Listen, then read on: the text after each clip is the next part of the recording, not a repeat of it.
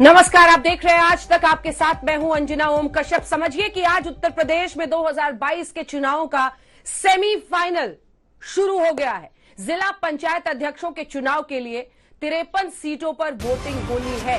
हम आपको लिए चलेंगे उत्तर प्रदेश के अलग अलग जगहों पर जहां पर ये वोटिंग इस वक्त चल रही है। लेकिन आपको बता दें कि उत्तर प्रदेश में जिला पंचायत अध्यक्ष के चुनाव, पहले पूरा गणित समझ लीजिए। 22 सीटें तो ऐसी हैं जहां पर निर्विरोध ही अध्यक्ष चुन लिया गया। इनमें से 21 बीजेपी की तरफ आई। समाजवादी पार्टी के पास सिर्फ इटावा की सीट गई। बीएसपी पंचायत चुनाव से अपने आप को दूर करके रख रही है। बड़ा घमासान उत्तर प्रदेश के इस सेमीफाइनल में चुनावों में अगर आप देखें तो एक तरफ योगी बनाम सब दिख रहे हैं, क्योंकि कोई साथ आने को तो तैयार नहीं है। बिहार की तरह यूपी में चाहे वो मायावती हो, वो अलग चुनाव लड़ रही है। अखिलेश यादव कहते हैं कांग्रेस भी नहीं, कोई बड़ी पार्टी नहीं, हमारा अनुभव बुरा रहा, हम छोटे दलों के साथ गठबंधन करेंगे। तीसरी तरफ एक मोर्चा खड़ा किया गया है जिसमें ओपी राजभर है, असदुद्दीन ओवैसी है। 10 दलों का वो एक अलायंस करके एक मोर्चा बनाया गया है। लेकिन इनमें से कौन रोक पाएगा योगी का रथ? क्योंकि असदुद्दीन ओवैसी ने बीते दिन कह दिया कि इस बार हम योगी को मुख्यमंत्री नहीं बनने देंगे। लेकिन संकेत देखिए पंचायत चुनाव में समाजवादी पार्टी ने अपना झंडा पहले गाड़ा था। अब ऐसे में इस बार सिर्फ इटावा की सीट आना क्या संकेत है? हम 22 सीटों की बात कर रहे हैं जिसमें निर्विरोध मामला बन गया है। बाकी जो 53 है उन पर वोटिंग होनी है। कुल 75 सीटें हैं। कुल मिलाकर उत्तर प्रदेश में आप इसे सेमीफाइनल समझिए। जी हाँ, 2022 के चुनाव के पहले सेमीफाइनल इसलिए क्योंकि तमाम पार्टियां पूरी ताकत इसमें झोंक रही हैं। हम आपको अलग अलग जगहों की तस्वीरें भी दिखाएंगे। हमारे साथ हमारे तमाम सहयोगी अलग अलग जगहों से जुड़ेंगे, जिसमें सबसे पहले आपका परिचय करा दें उन खास मेहमानों से जो हमारे साथ चर्चा में जुड़ेंगे। राकेश त्रिपाठी जी बीजेपी की तरफ से, अनुराग भदौरिया जुड़ेंगे समाजवादी पार्टी की तरफ से। 3 सहयोगी हमारे, शिवेन श्रीवास्तव जुड़ रहे हैं हमारे साथ लखनऊ से, हमारे साथ जौनपुर से समर्थ श्रीवास्तव जुड़ रहे हैं, हमारे साथ रामकिंकर सिंह बागपत से जुड़ रहे हैं। लेकिन इससे पहले कि इन सब का रुख करें, आपको सुना देते हैं वो सियासी बयानबाजी जो इस पंचायत चुनाव के पहले क्या 2022 का ही टोन सेट कर रही है। पहले सुनिए। ये खुशी है इस बात की कि उत्तर प्रदेश की जनता ने जब पंचायत चुनाव में मतदान किया था, समाजवादी पार्टी और समाजवादी पार्टी के समर्थित प्रत्याशियों को बड़ी संख्या में जिताया। और जो चुनाव हो रहे बोर्ड के गठन के लिए इतना पैसा, प्रशासन का दबाव और जिस तरीके से भारतीय जनता पार्टी ने जिलाधिकारियों को और पुलिस कप्तान को खुली छूट दे दी है कि उन्हीं के पक्ष में परिणाम निकलें, ऐसा उत्तर प्रदेश में कभी नहीं देखा गया। मशीनरी का दुरुपयोग ही करना होता तो हम सब दुरुपयोग करते, लेकिन हम दुरुपयोग नहीं करते। जब कोई भी पार्टी विपक्ष की हारती, कांग्रेस हारे, सपा हारे, बसपा हारे, टीएमसी हारे, तो वो आरोप लगाती है कि भाजपा की जहां पे चुनाव हुए वहां ईवीएम पर दोष देना शुरू कर देते हैं। अब जिला पंचायत हार रहे हैं तो सरकारी मशीनरी को दोष देना शुरू कर दिए। लेकिन इतिहास के पन्ने खोल करके वो देखें कि उन्होंने कैसे कैसे सत्ता का दुरुपयोग किया तो उनको ध्यान में आएगा। हम लोग दुरुपयोग नहीं कर रहे, हम लोग लोकतांत्रिक तरीके से चुनाव को लड़ रहे हैं। कोई समाजवादी पार्टी की गुंडागर्दी को देखना नहीं चाहता। इंशाअल्लाह दोबारा योगी को उत्तर प्रदेश का मुख्यमंत्री नहीं बनने देंगे, नहीं बनने देंगे। अगर हमारे हौसले बुलंद रहेंगे, मेहनत करेंगे तो सब कुछ होगा इंशाअल्लाह ताला। मगर हमारी कोशिश यही है कि दोबारा उत्तर प्रदेश में बीजेपी की सरकार ना बने। ओवैसी देश के सामाजिक समरसता को खत्म करना चाहते हैं, लोगों में जाकर के भ्रम फैलाते हैं और उत्तर प्रदेश में योगी की सरकार बनेगी। मुंगेरी लाल के हसीन सपने में जिनको जीना है वो जिए। तो कौन देख रहा है मुंगेरी लाल के हसीन सपने उत्तर प्रदेश में? ये सवाल पूछेंगे। अनुराग भदौरिया जी भी हमारे साथ जुड़े हुए हैं, राकेश त्रिपाठी जी भी जुड़ गए हैं। लेकिन उससे पहले जरा अपने रिपोर्टर्स का रुख करते हैं। 11 बजे के आसपास शिवेन श्रीवास्तव वोटिंग की शुरुआत होनी है। लेकिन देखिए ये सेमीफाइनल है, हम कह रहे हैं उत्तर प्रदेश के 2022 के चुनाव का। उस नजरिए से देखें तो किसका पलड़ा भारी दिखता है? मायावती ने अपने आप को स्ट्रेटेजिकली इससे दूर रखा है। क्या संकेत मिल रहे हैं? बड़ी तस्वीर अगर हम देखें उत्तर प्रदेश की सियासत के लिए है उसकी वजह साफ तौर पर है। इससे पहले जो पंचायत के जो सदस्यों के चुनाव आए थे, उसके बाद बीजेपी को जो नुकसान हुआ था, उसके बाद उनकी भी साख दांव पर है। जिस तरह के नतीजे समाजवादी पार्टी के लिए आए थे, उनके लिए बहुत बड़ी चुनौती है कि क्या उसको दोहरा पाएंगे। हालांकि 22 सीटों पर साफ हो गया है कि बीजेपी आगे है और उसके नतीजे ही सिर्फ आने बाकी हैं। बाकी की जो यूपी की 46 मुख्य रूप से सीटें हैं, वहां पर मुकाबला सपा और बीजेपी के बीच में ही है और यही चुनौती दोनों पार्टियों के लिए बेहद अहम है, क्योंकि बीजेपी को विधानसभा चुनाव से पहले ही अपना मेटल साबित करना है।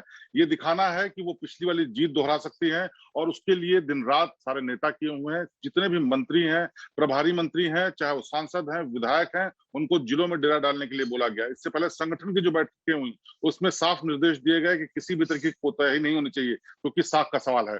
वही समाजवादी पार्टी के मुखिया जो अखिलेश यादव हैं, वो लगातार वर्चुअल मीटिंग्स के जरिए जिलों में जाकर के अपने कार्यकर्ताओं के जरिए भी संदेश दे रहे हैं कि किस तरह से काम करना है और कितनी जरूरी है ये जीत सबके लिए। आप इससे अंदाजा लगाइए कि अभी कुछ दिन पहले 11 जिलाध्यक्षों को अखिलेश यादव ने सिर्फ इसलिए हटा दिया क्योंकि उनके जिलों में वो ठीक से मैनेजमेंट नहीं कर पाए, ठीक से व्यवस्था नहीं कर पाए रणनीति के हिसाब से।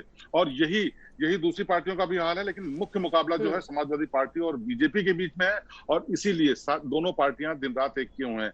हालांकि अभी अगर देखा जाए तो पर्दा बीजेपी का भारी दिखता है, चाहे वो इस वजह से हो कि वो सत्ता में है, जैसा कि आरोप लगा रहे हैं अखिलेश यादव, क्योंकि सरकार जब उनकी थी तो उनके साथ भी ऐसा ही था। लेकिन अभी जो हालात हैं उसके हिसाब से बीजेपी थोड़ा बड़ा बढ़त बनाया हुआ है। अभी भदौरिया जी भी लगाएंगे शिवेंद्र, तमाम जिलों में शिवेंद्र अभी भदौरिया जी भी यही कहेंगे कि ये तो सत्ता में है, सबको अपनी तरफ कर ही लेते हैं, चुनाव के पहले चुनाव के बाद। लेकिन जल्दी से समर्थ श्रीवास्तव के पास चलते हैं, जो जौनपुर से आप समर्थ, और वहां से क्या ग्राउंड रिपोर्ट है, उसके बाद से फटाफट रामकिंकर सिंह आपके पास एक लूंगी ग्राउंड रिपोर्ट। देखिए 53 सीट्स पे जिला पंचायत अध्यक्ष का चुनाव हो रहा है और वोटिंग की अगर आप बात करेंगे 11 बजे से शुरू होगी और ये लगभग 3 बजे तक चलेगी, जिसके बाद काउंटिंग का प्रोसेस शुरू होना है। इसमें क्योंकि जिला पंचायत के मेंबर्स हैं तो इसमें नॉर्मल पब्लिक नहीं होती है, तो आमतौर से इसकी काउंटिंग भी 5 से 6 बजे तक माना जा रहा है कि खत्म हो रही। एज पर इलाहाबाद हाईकोर्ट का जो ऑर्डर था, पूरे प्रोसेस की वीडियो रिकॉर्डिंग होगी, क्योंकि इस बार या हर बार की तरह खरीद फरोख्त के बहुत आरोप लग रहे हैं, धंधाली के आरोप लग रहे हैं, भले समाजवादी पार्टी अध्यक्ष अखिलेश यादव हो या बसपा सुप्रीमो मायावती हो। सभी ने कहा है कि जिला पंचायत में इस बार जो धंधाली चल रही है उसको लेकर बीजेपी पे आक्रमण किया है और उसकी वजह से बसपा ने तो हाथ ही पीछे खींच लिया। उनका कहना था कि हम इस बार चुनाव ही नहीं लड़ेंगे। जौनपुर की अगर आप बात करते हैं, जौनपुर में 4 प्रत्याशी जो है मैदान में है, इसमें अपना दल के लिए भाजपा ने सीट छोड़ी है, तो वहीं समाजवादी पार्टी इस बार हैट्रिक लगाने की कोशिश में है कि जौनपुर में उनकी जो निशे यादव खड़ी हुई है उसकी तरफ से हैट्रिक लेके। तो वहीं 2 इंडिपेंडेंट है, जिसमें एक धनंजय सिंह जो कि बाहुबली है, उनकी वाइफ भी खड़ी है। तो एक तरह से यहाँ पर जो फैक्टर जौनपुर का अगर आप देखेंगे तो बाहुबली का जो है पलड़ा भारी लग रहा है। हालांकि जो प्रत्याशी हैं चारों का यही कहना है कि वो ये चुनाव जो है वो जीतने वाले हैं। जौनपुर में कुल 83 पंचायत मेंबर्स हैं जो जौनपुर की जो है चीज उसको डिसाइड करेंगे। पर अगर सपा और भाजपा की बात करेंगे तो कुल 45 ऐसी सीट्स हैं जहां पर सीधे इन दोनों पार्टीज का मुकाबला है और बिल्कुल सेमीफाइनल है ये, क्योंकि इसकी जो 22 ऑलरेडी अनअपोज बीजेपी जीत चुकी है और एक में इटावा में यानी कि समाजवादी पार्टी को जीत मिली है। तो देखना है कि हालांकि भाजपा का पलड़ा फिलहाल भारी लगता है, पर ऑपोजिशन जिस तरह से आरोप लगा रहा है कि डीएम और एसपी के दम पर जो पार्टी आगे बढ़ रही है, ये देखना होगा कि आज के जो नतीजे निकलते हैं काफी अहम होने वाले, क्योंकि 22 एक तरह से बीजेपी के पक्ष में तो पलड़ा बीजेपी का भारी है, पर आज अगर कुछ चेंजेस होते हैं तो वो देखने लायक होने वाले हैं। जी ये पूछेंगे राकेश त्रिपाठी, भारतीय जनता पार्टी के प्रवक्ता है समर्थ, उनसे पूछेंगे जल्दी से। बागपत से ग्राउंड रिपोर्ट रामकिंकर सिंह, और किसानों का मुद्दा, उनकी नाराजगी किसके लिए फायदेमंद, किसको नुकसान?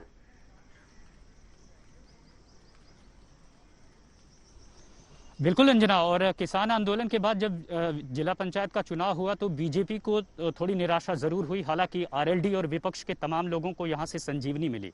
अब जो चुनौती है वो इस बात की है कि कैसे विपक्ष अपने आप को साबित करता है और ये कहता है कि इस जिला पंचायत अध्यक्ष के चुनाव के जरिए वो 2020 की तस्वीर लोगों को दिखा रहा है। इन सब के बीच बीजेपी के सामने चुनौती ये है कि वह अपने जो ये गढ़ है, यहाँ से सत्यपाल सिंह सांसद आते हैं, उसे बचाने में कामयाब रहे और ये जो नज़ीर दे सके कि 2022 में भी उनसे अच्छा विकल्प कोई नहीं है। इसी जोर आजमाइश के बीच आपको बता दें कि जो पुलिस प्रशासन है वो एक पांव पर खड़ा है, क्योंकि ये हॉट सीट सीट इसलिए है अंजना क्योंकि यहीं से पूरे पश्चिमी उत्तर प्रदेश का जो खाका है, जो समीकरण है और जो अलग अलग तरीके से जो सियासी समीकरण बैठेंगे, खासकर ये पता चलेगा कि किसान आंदोलन का क्या प्रभाव पड़ रहा है, इससे बीजेपी को नुकसान हो रहा है या बीजेपी को फायदा हो रहा है, वो तमाम चीजें। लेकिन प्रशासन एक पांव पर इसलिए खड़ा है क्योंकि बीजेपी के जो कैंडिडेट यहां पर ममता है, दरअसल ममता ने पहले पाला बदल दिया था, माफ कीजिएगा, रालोद से कैंडिडेट है ममता, उन्होंने पाला बदला था, बीजेपी में चली गई थी और उसके बाद से फिर वापस रालोद में आई। तो प्रशासन पर भी आरोप लगे और यहाँ पर साक्षात उदाहरण भी रहा कि प्रशासन ने मुकदमा भी दर्ज किया ताकि उन पर कोई आरोप न लग सके और अब जांच होगी कि आखिर नामांकन से लेकर नामांकन वापसी तक आखिर वो कौन फर्जी महिला थी जो रालोद प्रत्याशी के नाम पर आकर के यहाँ से अपना नामांकन वापस ले लेती है। तो चुनौतियां कई हैं, लेकिन ये गढ़ है और हॉट सीट है। और आपको बता दें कि इसके अलावा मथुरा भी एक सीट है पश्चिमी यूपी में, जो कि फिलहाल बहुत बड़ी चुनौती बनी हुई है इनको लेकर के। अंजना, चलिए राकेश त्रिपाठी के पास अब चलते हैं। राकेश त्रिपाठी जी और अनुराग भदौरिया जी को जरा दिखाइए। राकेश त्रिपाठी जी, ये जरा बताइए कि ये अभी चुनाव हो रहे हैं और अभी से ही पिछली बार के अनुभव से समाजवादी पार्टी अखिलेश यादव आप पर खरीद फरोख्त का आरोप क्यों लगा रहे हैं? क्या कर रहे हैं आप लोग? ऐसा कह रहे हैं सत्ता का दुरुपयोग कर रहे हैं। देखिए, जिसने जैसा किया होगा उसको वैसी ही अपेक्षा होगी। उत्तर प्रदेश में परिपाटी बन गई थी कि हर बार जिला पंचायत के चुनाव में सदस्यों को अपहरण कर लिया जाता था, सदस्यों को खरीदा जाता था, प्रलोभन दिया जाता था, प्रशासन का जोर दबाव होता था। इसलिए समाजवादी पार्टी को भी आज इसी प्रकार की अपेक्षा है कि ऐसा ही भारतीय जनता पार्टी भी करेगी। लेकिन मैं उदाहरण के साथ आपको बताऊंगा कि कन्नौज इटावा में भारतीय जनता पार्टी ने वहां कोई कैंडिडेट नहीं उतारा क्योंकि भारतीय जनता पार्टी ने वहां जो अपेक्षित सफलता मिलनी चाहिए थी वो अपेक्षित सफलता भारतीय जनता पार्टी को नहीं मिली। हमने इसको स्वीकार किया है। अगर हम प्रशासनिक जोर दबाव बना रहे होते तो इटावा में समाजवादी पार्टी का कैंडिडेट नामांकन न करता, भारतीय जनता पार्टी वहां निर्विरोध जिता लेती। हम केवल 21 सीटों पर निर्विरोध नहीं होते, भारतीय जनता पार्टी उत्तर प्रदेश की 50-60 सीटों पर निर्विरोध चुनाव जिता सकती थी, जैसे समाजवादी पार्टी ने पिछले कार्यकाल में किया है, जैसे उससे पहले बहुजन समाज पार्टी ने अपने कार्यकाल में किया है। पूरी राजनीतिक शुचिता को तार तार कर देने का काम इन सपा बसपा राजनीतिक दलों ने किया है। पूरी अफसरशाही का राजनीतिकरण करने का काम किया है। अफसरों के दम पे, डीएमएसपी के दम पे ये चुनाव लड़ते आए हैं, इसलिए इनको आज इस बात की अपेक्षा है कि भारतीय जनता पार्टी भी ऐसा करेगी। अब बलिया का उदाहरण देखिए, मैं बलिया का उदाहरण दे रहा हूं। बलिया में समाजवादी पार्टी के लोगों ने जिस प्रकार से गुंडागर्दी करने का प्रयास किया है, यह अपने आप में बहुत चिंताजनक है। आप राजनीतिक शुचिता बनाइए, राजनीतिक दल है, जनता का जो जनादेश मिला है उसको स्वीकार करिए। चूंकि पंचायत के चुनाव में भारतीय जनता पार्टी को बहुत बड़ी संख्या में सीटें जीती है भाजपा ने। देखिए, जिस तरह से केंद्र की नरेंद्र मोदी सरकार ने और उत्तर प्रदेश की योगी आदित्यनाथ सरकार ने किसानों के लिए, गरीबों के लिए, चाहे आवास का मसला हो, चाहे शौचालय का मसला हो, चाहे उज्ज्वला गैस कनेक्शन का मसला हो, चाहे आज बिजली की वहां पर कनेक्शन पहुंचाने का मसला हो, जिस तरह से हमने विकास की योजनाओं को आज गांव तक पहुंचाया है, बड़ी संख्या में ग्रामीण क्षेत्रों में भाजपा का विस्तार हुआ है। उस भाजपा को जिसको शहरी क्षेत्र की पार्टी कहा जाता था, आज भारतीय जनता पार्टी ने गांव गांव तक इतनी पैठ बनाई है, हम पंचायत में जीत कर आए हैं। लेकिन ये बात समाजवादी पार्टी को पच नहीं रही है। ये उसी तरह का रोना रो रहे हैं जैसे ईवीएम पर रोना रोया करते थे। ठीक है, ये तो भदौरिया जी बताएंगे कि क्यों नहीं पच रही है। भदौरिया जी, सबसे बड़ा सियासी टेस्ट ये 2022 के चुनाव के पहले, अब ऐसे में अफसरशाही के राजनीतिकरण का महारत और पीएचडी तो कह रहे हैं वो कि समाजवादी पार्टी के पास है। देखिए अंजना जी, लोकतंत्र में जो जनता जिसको वोट देती है वही ताकतवर माना जाता है, उसी को जीत मानी जाती है। जनता ने समाजवादी पार्टी के जो जिला पंचायत सदस्य थे सबसे ज्यादा जिताए। समाजवादी पार्टी के सदस्य जीते, बीजेपी के तो जीते नहीं। जब बीजेपी के जीते नहीं तो बीजेपी ने किस तरह से अपने जिला पंचायत अध्यक्ष जीतने का दावा पेश कर दिया, किस तरह से उन्होंने अपने जिला पंचायत अध्यक्ष को मैनेज किया कि कैसे जीता जा सकता है। भाई मैं तो बता सकता हूँ, अयोध्या जैसी जगह पे जहां पे बीजेपी हार गई बुरी तरीके से, समाजवादी की 24 सीटें थी। इसी तरह से आप अगर चले गोरखपुर में समाजवादी यहाँ बीजेपी हारी बुरी तरह से, यहाँ बनारस में हारी, इलाहाबाद में हारी, इटावा में तो चलो हारी, मथुरा में हारी। तो मैं पूछना चाहता हूँ, लखनऊ में हारी, आपकी 1-2, 2-2, 3-3 सीटें आई हैं, लेकिन उसके बाद आप 40-40 जो सदस्य आप खरीद रहे हो और उसके बाद आप तानाशाही अपना रहे हो। समाजवादी पार्टी के जो सदस्य जीते हैं उनके घर के तरफ जो रास्ते जाते हैं उसमें बुलडोजर चला देते हो, उनके घरों के ऊपर बुलडोजर चला देते हो, उनकी जमीनों पे बुलडोजर चला रहे हो। कमाल की बात है। और अगर वो आपकी बात से नहीं मानते बुलडोजर चल गया, का मुकदमा लगाते। किसके घर पर बुलडोजर चल गया सर? किस पे नहीं चल गया, इनके सब बताएंगे, चाहे एटा हो या चाहे यहाँ पे कासगंज हो, किसके घर पे नहीं चलाया इन्होंने? कौन सी गली, कौन सा नेता बताइए? बहुत पुरानी कहावत है, मैं बताता हूँ, बहुत पुरानी कहावत है, किसियानी बिल्ली खंबा नोचे। चुनाव जीत नहीं पाए हैं तो आज क्या आरोप लगाने का काम कर रहे हैं? अरे ये जवाब दीजिए ना अनुराग भदौरिया जी, जवाब दीजिए आप कि अखिलेश यादव जी ने त्रिपाठी जी पूरा कर, भदौरिया साहब आप पूरा कर ले, भदौरिया साहब पूरा कर ले, फिर आ रही हूँ। अगर मैंने सबिता, अरे जवाब आप ही को देना है, 2 ही लोग हैं भाई। सबिता दिखाएं वो अपनी, जब मैंने दिखाया, ये है भारतीय जनता पार्टी की बौखलाहट, क्योंकि उनकी सच बोलो तो उनको अभी परेशानी शुरू हो जाती है। मैं कह रहा हूं लगातार आप यहाँ पे एफआईआर कर रहे हो, लगातार उनको मुकदमे लगा रहे हो, लगातार उनको धमका रहे हो, डरा रहे हो। डीएम एसपी ऐसा काम कर रहे हैं जैसे उन्होंने सुपारी ले रखी है। और इन्होंने तो मीटिंग करके बाकायदा भारतीय जनता पार्टी के मुख्यमंत्री और उनके जो यहाँ अध्यक्ष हैं, उन्होंने कहा है कि हमें किसी भी हालत में यहाँ पे 65 जीतने हैं, नहीं तो क्या होगा सोचो। तो सेमीफाइनल तो उसी दिन हो गया था जब ये हार गए थे, जनता ने तो उनको हरा दिया। अब मनी मसल्स पावर से जीतना चाहते हैं। जहां तक इनके अभी डिप्टी सीएम कह रहे थे कि दुरुपयोग कर रहे हैं, समाजवादी आरोप लगा रहे हैं कि आप एसडीएम डीएम का दुरुपयोग कर रहे हैं, मशीनरी का दुरुपयोग कर रहे हैं। बिल्कुल आप सदुपयोग कर रहे हो, हम कहां कर रहे हैं, आप सदुपयोग कर रहे हो कि आपके जिला पंचायत अध्यक्ष कैसे जीते हैं, तो आपको दुरुपयोग दिखाएगा नहीं, आपके हिसाब से तो सदुपयोग है। और आपने अंजना जी बोला था कि समाजवादी पार्टी ने झंडा गाड़ा, बिल्कुल नहीं, आपने बोला था कि नहीं, आपने बोला अंजना जी स्टार्टिंग में कि जब यहाँ चुनाव हुआ था तो बीजेपी ने झंडा गाड़ा। बीजेपी ने झंडा कहाँ गाड़ा? बीजेपी का झंडा उखड़ चुका है, जनता ने झंडा उखाड़ दिया है। अब ये सिर्फ प्रशासन और मशीनरी का दुरुपयोग करके जिला पंचायत जीतना चाहते हैं, लेकिन ये भूल गए हैं बोलूंगा तो अनुराग जी कहेंगे कि मैं बीच में बोल रहा हूं, और ये बोलने से रुकते नहीं है, लगातार बोलना शुरू करते हैं तो खरीदोगे। अभी तो जिला पंचायत सदस्य खरीद लोगे, समझ के बोलना नहीं होता है। ठीक है, आ रही हूँ, आप भी लंबा बोले थे, उसके बाद 2022 बोल लेने दीजिए। इसके मतलब आपके साथ दिक्कत ये है कि आप परेशान हो, हड़बड़ाए हो, जनता ने आपको नकार दिया है। आप अयोध्या जैसी जगह पे बुरी तरह हार चुके हो, तो आप जीतोगे कहां पे, बता दो। और आप कह रहे हो कि हम जीत रहे हैं, कहां जीत रहे हैं? आपके कितने सदस्य जीते थे बताओगे आप? बताइए, हम चैनल बताइए त्रिपाठी जी, क्या कोविड किसानों का मुद्दा, ठीक है, एक सेकंड, कोविड किसानों का मुद्दा, अर्थव्यवस्था में आई गिरावट, लोगों की रोजगार और रोजी रोटी पर बनाना, ये सब ऐसे मुद्दे हैं जो झटका पहुंचा सकते हैं। उसकी तो बात कहां करेंगे ये? नहीं, इन मुद्दों पर भारतीय जनता पार्टी की उपलब्धियां हैं, इन मुद्दों पर भारतीय जनता पार्टी ने उपलब्धियां हासिल की। देखिए मैं दो आपने जो सवाल उठाए उन सवालों के साथ पहले अनुराग भदौरिया जी ने सवाल उठाया, उनकी मैं बात करूं। देखिए पुरानी कहावत है कि किसियानी बिल्ली का कोरोना हुआ था, जब ये चुनाव हारते हैं तो किसी न किसी पर दोष ठहराते हैं। विधानसभा चुनाव हारेंगे तो ईवीएम पर दोष ठहराएंगे, लोकसभा चुनाव आएंगे तो ईवीएम पर दोष ठहराएंगे, आज पंचायत के चुनाव हार रहे हैं तो प्रशासनिक मशीनरी को मेरा एक सवाल है, आप चेक करा लीजिए, आपके यहाँ भी, आपके दफ्तर में भी अभी आप उनको सभ्यता सिखा रहे थे की है। अब क्योंकि वो मेरे बीच में बोले, इसलिए मैं की बात कर रहे हैं, सभ्यता की बात। भदौरिया जी आप सभ्यता सिखा रहे थे ना अभी? नहीं, इसलिए दिखा रहे थे कि उनके बीच में नहीं बोला था। अब मैं उनको बता रहा हूँ कि बीच में बोलने से कितनी परेशानी होती है कि आप कोरोना बताइए, कोरोना में कितने लोगों की मौतें हुई, बस इतना बताया ना। उत्तर प्रदेश में कोरोना से कितने लोगों की मौतें हुई, इनकी सीटें कितनी है और इन्होंने क्या व्यवस्था की, मैं बता। ठीक है सर, वो समझ गए, अब समझ गए। अब सुन लीजिए, देखिए देखिए, कोरोना को लेकर के भारतीय जनता पार्टी एकमात्र राजनीतिक दल रहा है जो जनता के बीच में जनता के सहयोग के लिए रहा। हमने आज वैक्सीनेशन के लिए भी लोगों को प्रोवोक कर रहे हैं, उनको उत्साहित कर रहे हैं, प्रोत्साहित कर रहे हैं। समाजवादी पार्टी के अध्यक्ष अखिलेश यादव जी ने किस तरह से वैक्सीनेशन को लेकर के क्या बयान दिए हैं, लोगों में किस तरह का डर का वातावरण हो रहा है। इनकी पार्टी के नेताओं ने कहा कि वैक्सीन लगाने से नपुंसकता आ जाएगी। कैसी राजनीतिक सत्ता की बात कर रहे हैं? कोरोना महामारी में लाशों पर राजनीतिक रोटी पुरानी बात। एक सेकंड, फिर सर मुझे आवाज नीची करनी पड़ेगी माफी के साथ, प्लीज। ये दोनों का एक साथ बोलना ठीक नहीं है, प्लीज, ये ठीक नहीं है। लेकिन राकेश त्रिपाठी जी, काउंटर क्वेश्चन है आपसे, टोक के आपसे पूछ रही हूँ, कब तक अखिलेश यादव, राहुल गांधी, इनकी वजह से वैक्सीन नहीं ले रहे हैं लोग? देखिए सोशल मीडिया पर तरह तरह के लोग अफवाहें फैला रहे हैं, उसको काउंटर करना सरकार का काम होता है। मैं तो आपसे ये पूछ रही हूँ कि कोविड की इस महामारी में जब किसी परिवार ने अपने को खोया है, थोड़ा गंभीर होकर सोचिए सर, कोरोना में कितने परिवार में किसी ना किसी की मौत हुई है।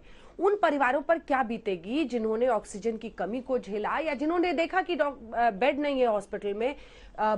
कल भी हमने ग्राउंड रिपोर्ट दिखाई थी, गाजियाबाद में वैक्सीन की कमी है, नोएडा में, ग्रेटर नोएडा में सेंटर बंद है। ये सब जिन्हें नहीं मिल रहा वैक्सीन, पर्सनली, इंडिविजुअली, जिन्होंने अपनों को खोया है, वो नाराज नहीं होंगे? देखिए अंजना जी, मैंने इसलिए पहले ही कहा कि कोरोना का मसला कोई राजनीतिक मसला नहीं है। कोरोना कोई बीमारी सहज नहीं है। कोरोना एक महामारी है जिसका सामना केवल उत्तर प्रदेश को या भारत को नहीं करना पड़ा है, समूचा विश्व से परेशान हुआ है और पूरे विश्व में इसका कोरोना का तांडव हुआ है। लोगों की मौतें पूरे विश्व भर में हुई हैं।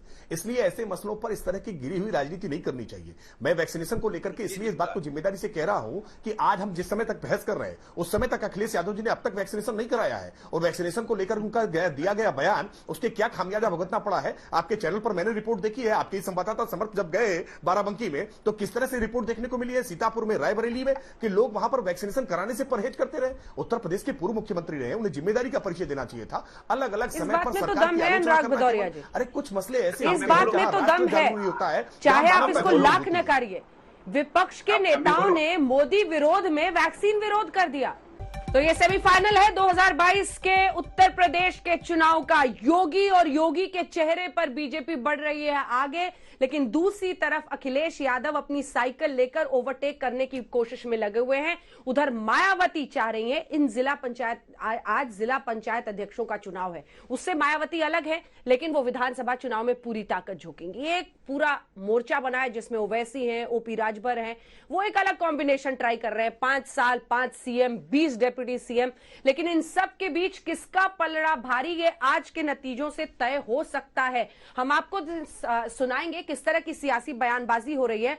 कुल 53 सीटों पर वोटिंग होनी है। 75 सीटें थी, 22 निर्विरोध चुन ली गए हैं, जिसमें से 21 बीजेपी के पास, एक इटावा की सीट समाजवादी पार्टी के पास। लेकिन इन 53 से पलड़ा पता चलेगा चुनावों के पहले किसका भारी होता हुआ दिख रहा है। कितना दम है। अखिलेश यादव कह रहे हैं 350 सीटें जीतेंगे, इधर बीजेपी भी 300 पार का दावा कर रही है। आइए कुछ सियासी बयानबाजी आपको सुना देते हैं, फिर चर्चा की शुरुआत करेंगे। हमारे साथ राकेश त्रिपाठी जी भारतीय जनता पार्टी के यूपी बीजेपी के प्रवक्ता हैं, और अनुराग भदौरिया जी समाजवादी पार्टी का पक्ष रखेंगे। लेकिन पहले कुछ सियासी बयान। इसमें कोई संदेह नहीं है कि खासकर यूपी में जिला पंचायत अध्यक्ष का चुनाव जीतना तो अब पूरे तौर से यहाँ खरीद फरोख्त व सरकारी मशीनरी का दुरुपयोग आदि करने पर ही आधारित होकर रह गया है। इस मामले में अब बीजेपी भी वही तौर तरीके व शैली आदि अपना रही है जो पूर्व में समाजवादी पार्टी भी अपनी सरकार के दौरान अपनाती रही है। हमें विश्वास है हम 60 से अधिक जिला पंचायतों में भाजपा की सरकार बनाएंगे। आगे ब्लॉक प्रमुख में भी ऐतिहासिक विजय प्राप्त करेंगे, और जीत भाजपा की पंचायत चुनाव में हुई थी, अब अध्यक्षों के चुनाव में भी होगी। लेकिन भाजपा के खिलाफ सब विरोध में लड़ चुके हैं। अभी 2019 का चुनाव आपने देखा है, सपा बसपा मिलकर के भाजपा के खिलाफ लड़े। 2017 में कांग्रेस और सपा मिलकर के चुनाव लड़े। अब आज वो समर्थन दें या विरोध दें, इससे हमारी भाजपा की सेहत पे कोई नहीं फर्क पड़ता है। भाजपा अपने दम पर लोगों के समर्थन से सफलता के पथ पर आगे बढ़ रही है। इसमें जिला पंचायत अध्यक्ष के चुनाव जो है ये पूरी तरीके से भारतीय जनता पार्टी के द्वारा अपराहित कर लिए गए हैं। 25-25 जिला पंचायत अध्यक्ष निर्विरोध चुन लिए जाएं, ऐसा कभी मैंने उत्तर प्रदेश में नहीं सुना। सीधे तौर पे गुंडागर्दी हो रही है। पुलिस वाले जाके धमका रहे हैं, मुकदमा लिख देंगे। पैसे का लालच दिया जा रहा है, बाहुबल का प्रयोग किया जा रहा है। हर तरीके से जितनी करप्ट प्रैक्टिस हो सकती है इस जिला पंचायत अध्यक्ष के चुनाव में देखने को मिल रही है। पंचायत के चुनाव पूर्णतः पारदर्शी तरीके से हुए और आयोग ने अपने कर्तव्यों का निर्वहन किया। हाँ, कुछ दल जो जिला पंचायत सदस्य के रिजल्ट आने के बाद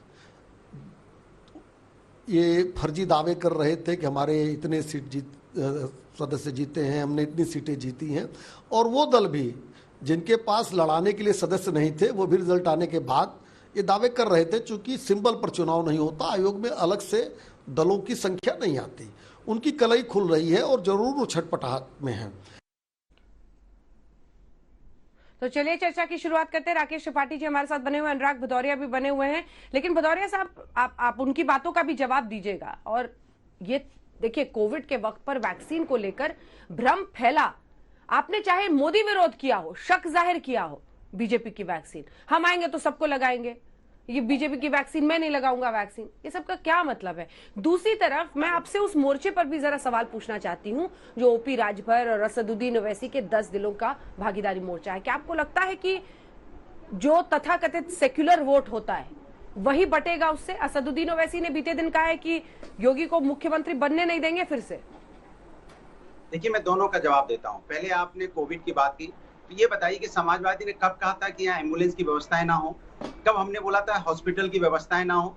कब हमने बोला था कि देश में सबसे ज्यादा ऑक्सीजन उत्पादन होता है और वहाँ बिना ऑक्सीजन के लोगों की मौतें हो जाएं, हॉस्पिटल में बेड की व्यवस्था ना हो? ये तो समाजवादी कहने से नहीं हुआ था, ये तो सरकार को व्यवस्था करनी चाहिए थी। यही सरकार 1 साल पहले अवार्ड ले रही थी, वहां पे सारे जितनी मैगजीन उसको अवार्ड दे रहे थे, ऑक्सफोर्ड यूनिवर्सिटी अवार्ड दे रही थी कि योगी जी ने बड़ा ऐतिहासिक काम किया, इतने ऐतिहासिक काम किया कि लोग यहाँ बिना ऑक्सीजन के तड़प के मर गए।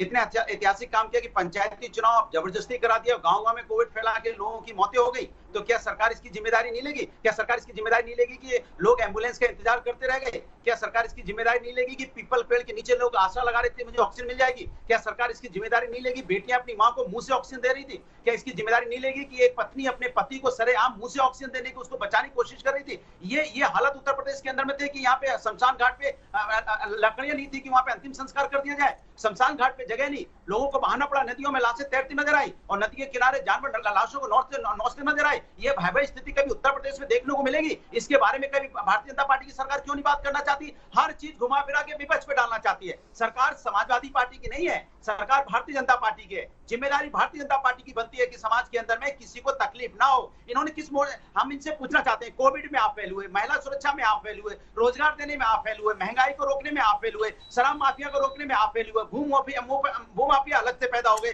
करप्शन अलग से। तो कौन सा भदौरिया जी जिन्होंने करप्शन नहीं फैलाया? आप बोलते अच्छा है,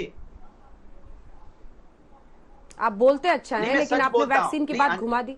वैक्सीन का या तो आप महत्व नहीं समझते हैं, एक सेकंड सर, या तो आप वैक्सीन का महत्व नहीं समझते हैं, या उसके खिलाफ, एक सेकंड सर, एक सेकंड, उसके खिलाफ जो अफवाहें फैली, अरे सर प्लीज सर प्लीज, उसके खिलाफ जो अफवाहें फैली उसकी गंभीरता आप नहीं समझते हैं। हमारे रिपोर्ट पूरा सुनिए ना, हमारे रिपोर्टर्स अलग अलग गाँवों में गए, ऐसे लोग डरे हुए थे कि वैक्सीन का नाम लेते ही वो माइक से भाग जाते थे कि रिपोर्टर वैक्सीन ना दे दे। इस तरह का डर दिखा। ये वैक्सीन हेजिटेंसी जिसे टर्म दिया गया है, ये इंडिया का सबसे बड़ा इशू बन गया। इसकी गंभीरता को मत मैं बता रहा हूँ। अच्छा चलिए, मैं इसमें 3 पॉइंट बताता हूँ। एक कि वैक्सीन पूरी तरह से भारतीय जनता पार्टी के पास है नहीं लगाने के लिए, वैक्सीन की कमी है, 1 नंबर, जिसे भारतीय जनता पार्टी ये सब बोल के छुपाना चाहती है। दूसरी, यही कह रहे थे ना कि गोबर लगाने से कोरोना भाग जाता है, यही कह रहे थे ना कि ताली थाली बजाने से कोरोना भाग जाता है। तो क्या ये अफवाह नहीं है? तो क्या है ये? गोमूत्र मिलाने से? ठीक है, आपका जवाब समझ गया। चलिए अब ओवैसी के बयान पर जवाब। नहीं, मैं और बता दूं। ठीक, और पूछ लीजिए। ठीक है, ठीक। अब जरा ओवैसी जी के बयान पे कहिए, क्या आपका सेक्युलर तथाकथित जो सेक्युलर वोट है वो बटेगा? भदौरिया साहब सवाल का जवाब नहीं देते, इधर-उधर घुमाते टहलाते हैं। अच्छा देखिए, उत्तर प्रदेश के अंदर में समाजवादी पार्टी आ रहे हैं, आपके पास आ रहे थे पार्टी।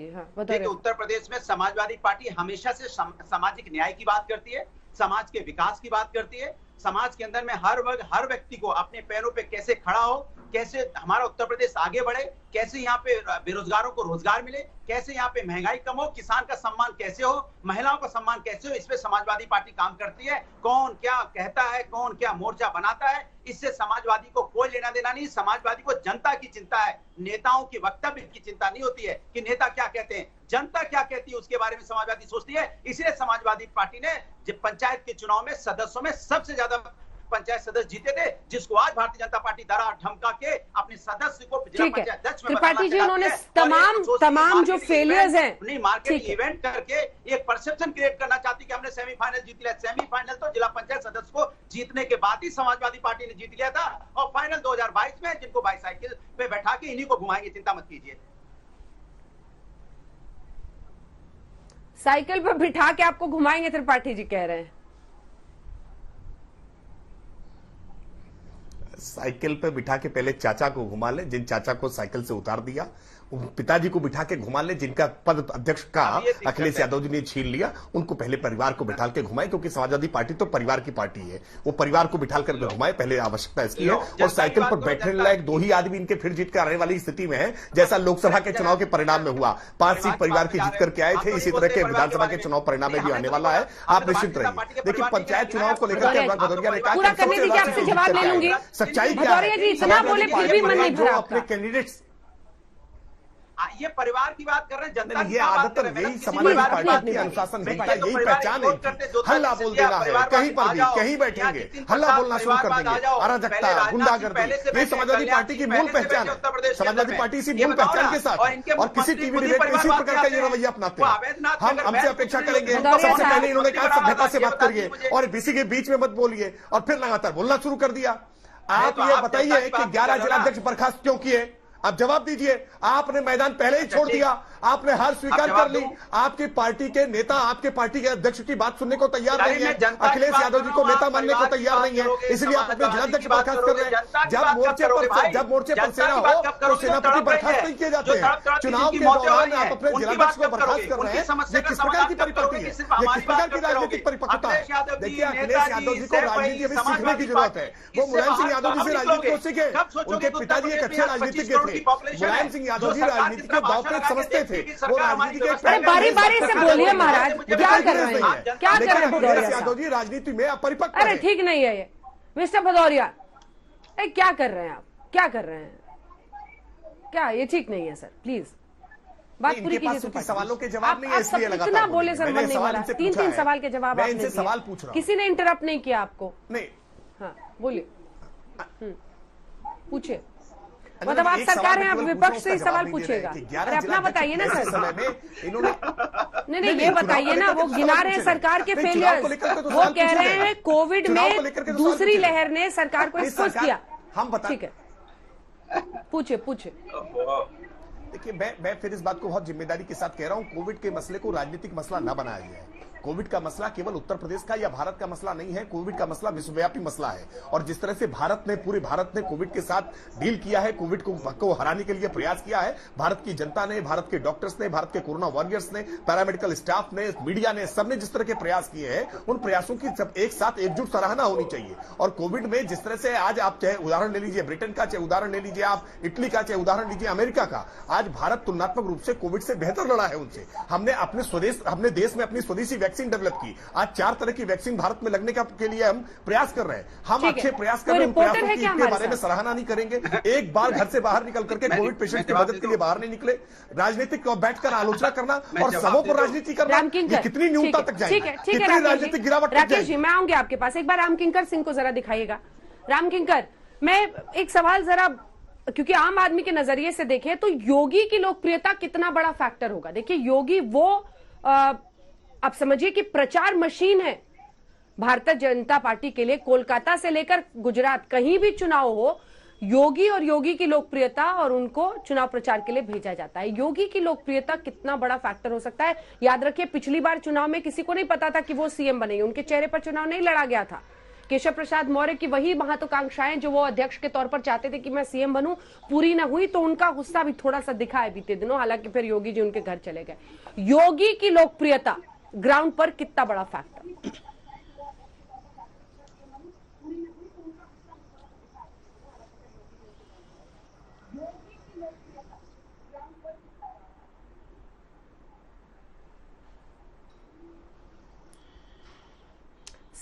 समर्थ आपके पास, अगर आपने ये सवाल सुना हो, शायद राम किंकर को आवाज नहीं जा रही है। समर्थ जी, देखिए, योगी आदित्यनाथ की लोकप्रियता है और जिस तरह से कोविड पॉजिटिव होने के बाद जब वो नेगेटिव हुआ और जब ऑलमोस्ट यूपी के सारे मंडल उन्होंने कवर किए, उन्होंने दिखाया कि वो कोविड काल में भी स्पॉट पर जाकर देख सकते हैं, परख सकते हैं चीज़ों को। जहां कमियां थी वहां सस्पेंशंस हुए हैं, जहां पर चीज़ें बेहतर थी वहां तारीफ हुई है और एडेड ऑन चीज़ें की हैं। हाँ, इस लहर में थोड़ा सा इनकी कमजोरी सामने आई, यानी कि पहली जब लहर आई थी तो यूपी ने बेहतर प्रदर्शन किया था, पर इस लहर में थोड़ा सा डगमगाए, ऑक्सीजन सिलेंडर्स के पास लाइन लगी, वो रियलिटी है, वो किसी से छुपी नहीं है। पर उसके बाद जो कवर अप किया है योगी आदित्यनाथ ने एज अ सीएम फेस, जिस तरह से आए हैं, मंडलों में जो स्पेशली गए हैं, उससे आरएसएस जो था और बीजेपी की जो हायर कमान थी वो काफी इंप्रेस थी। जब बीएल संतोष यहाँ पर आए, राधा मोहन सिंह यहाँ पर आए, उन्होंने भी इस बात का जिक्र किया कि कोविड को जब कवर अप करने, यानी कि कोविड एक बार जो महामारी आती है उसको आप कैसे रोकते हैं, ये ज्यादा जरूरी है। और उसमें कहीं ना कहीं योगी आदित्यनाथ की जो सरकार थी और योगी आदित्यनाथ खुद एज सीएम क्योंकि वो स्पॉट पे गए तो वो सक्षम नजर आए। अगर आप पंचायत चुनाव की बात करते हैं तो वो दिखे हैं, और ये लोकप्रियता, क्योंकि आपने जैसा बताया शुरुआत में वो सीएम फेस नहीं थे, केशव मौर्य ही प्रदेश अध्यक्ष थे, पर जैसे जैसे उनकी लोकप्रियता विद इन टाइम इन 4.5 सालों में बढ़ी है, वो एक फैक्टर हो सकता है। हालांकि अयोध्या हो गया, वाराणसी हो गया, यहाँ पर बीजेपी थोड़ा पिछड़ी है समाजवादी पार्टी से, पर ये जो चुनाव हो रहे हैं ये जिला अध्यक्ष के, जो जिला पंचायत अध्यक्ष के हैं, ये देखने वाले होने वाले, क्योंकि 22 में ऑलरेडी अनअपोज बीजेपी आ चुकी है। एक इटावा जहां समाजवादी पार्टी है वहां भाजपा ने अपना कैंडिडेट खड़ा नहीं किया था, हालांकि इटावा स्ट्रॉन्ग होल्ड कर रहा है, पर आज जो बची हुई 53 सीट्स हैं, इशू ये है कि कोविड मुद्दा बनेगा या नहीं चुनावों का, कोविड मुद्दा बनेगा या नहीं। कोविड और किसानों की नाराजगी जो पश्चिमी उत्तर प्रदेश में देखी जा रही है, त्रिपाठी जी आप दोनों से कंक्लूडिंग रिमार्क जल्दी जल्दी ले रहे हैं, वो इशू बनेगा ही नहीं, क्योंकि आप लोग तो कश्मीर में जो सिख लड़कियों का धर्मांतरण हो रहा है उस पर रवि किशन को मैदान में उतार देते हैं। मतलब इशू जो है अपने हिसाब से बीजेपी डाइवर्ट कर लेती है।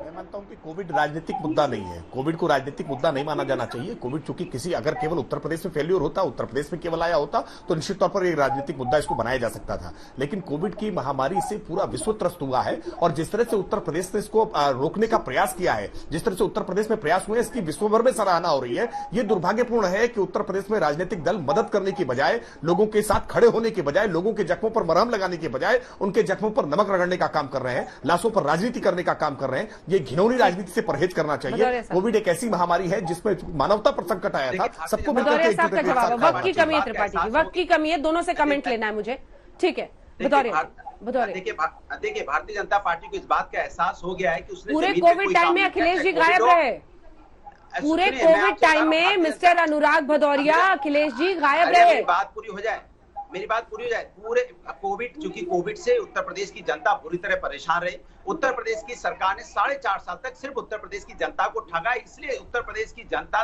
को मूल मुद्दे से भटकाने के लिए लगातार इन्होंने अब नए नए मुद्दे, जाति धर्म के मुद्दे शुरू किए, लेकिन ये भूल गए ये उत्तर प्रदेश की जनता है, आप अच्छी तरह से जान चुकी है कि भारतीय जनता पार्टी है, ये चुनाव आते ही इनको धर्म और जाति के मुद्दे याद आ जाते हैं, जनता के असली मुद्दों को भूल जाते हैं। इसलिए जनता लेकिन अपने मुद्दों को याद रखते हुए इनको इस बार 2022 में इनको इनकी विदाई कर देगी और समाजवादी पार्टी इन हो जाएगी, हमें एक ब्रेक के लिए रुकना चलेगी, जिसपे बीजेपी वालों को ही बैठा के घुमाएंगे, उनका भी स्वास्थ्य अच्छा रहेगा। साइकिल खराब हो गई थी क्या सर कोविड टाइम में? नेता विपक्ष के तौर पर हमने आपको तो कई जगहों पर देखा भी उतरते हुए मैदान में, अखिलेश जी नहीं दिखे।